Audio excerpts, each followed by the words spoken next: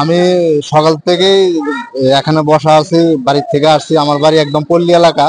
এখানে আইসা শুনি যে আজকে ট্রেনের ধর্মঘট চলতেছে। আসলে আমি সাধারণ জনগণ, সাধারণ যাত্রী, এগুলো আমরা বুঝিও না, জানিও না। হঠাৎ করে এটা আসলে আমাদের জন্য একটা দুর্ভোগের কারণ। একটা আমি চট্টগ্রাম যাব, বৈশা আছি, কি করব ভাবতেই পারতেছি না আমি কিভাবে যাব। এটা আমাদের জন্য একটা চরম ভোগান্তি। এর থেকে কষ্টদায়ক আর কিছু হতে পারে না।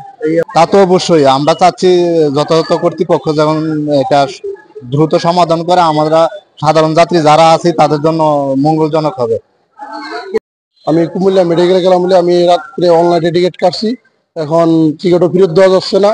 আর কুমিল্লা আমি ডাক্তারের অ্যাপয়েন্টমেন্ট লাগছে, আমার অ্যাপয়েন্টমেন্ট 10-11টা। তখন আমি কিভাবে যাবো, ভোগান্তির মধ্যে আসি। তখন বাসে তো আপনার জাম বেশি, আবার ঠিক মতো জায়গা জায়গা জাম পড়ে জায়গা, জামের কারণে বাসে যাওয়া যায় না, সঠিক টাইমে ওই জায়গা পৌঁছা যায় না। এই জন্য ট্রেনে আমরা যাওয়ার জন্য ইচ্ছা করছিলাম, কিন্তু ট্রেনে তো এই অবস্থাই। সরকার যদি কোনো পদক্ষেপ না নেয় তো আমরা যাত্রীরা, সাধারণ যাত্রীরা কি করবো? আমার বোন হচ্ছে এক্সাম দিতে যাবে চট্টগ্রামে। আমি গত এক সপ্তাহ আগে টিকিট কাটছি।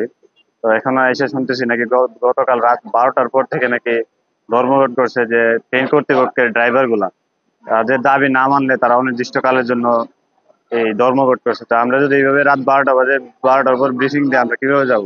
আমরা তো এখানে এসে অনেক বড় বিভাগের মধ্যে পড়ছে। এখন যদি আমি চট্টগ্রাম যাইতে হয় বাসে, তাহলে তো আমার অনেক সময় লেগে যাবে। আমার বোনের গত পরশুদিন পরীক্ষা, আগামী পরশুদিন। তো এখন আমরা বিকল্প রাস্তা হিসেবে কি করতে পারি? এইভাবে করবে আর মানুষ বিপাকে পড়বে, এটা তো কোনো কথা না।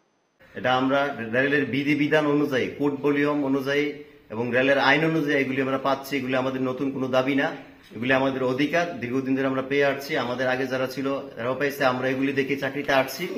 এখন আমাদের দেওয়ালে পিঠ থেকে গেছে। আমরা এই অনির্দিষ্টকালে কর্মবিরতি ডাক দিয়েছি যে আমাদের যদি এই দাবিটা ফিরিয়ে না দেওয়া, অধিকারটা ফিরিয়ে না দেওয়া হয়, তো যতদিন ফিরিয়ে না দিবে এবং প্রজ্ঞাপন, সুস্পষ্ট প্রজ্ঞাপন অর্থ মন্ত্রণালয় না দিবে, ততদিন আমাদের সর্বস্তরের আইন স্টাফদের কর্মবিরতি চলবে, অনির্দিষ্টকালের কর্মবিরতি চলবে।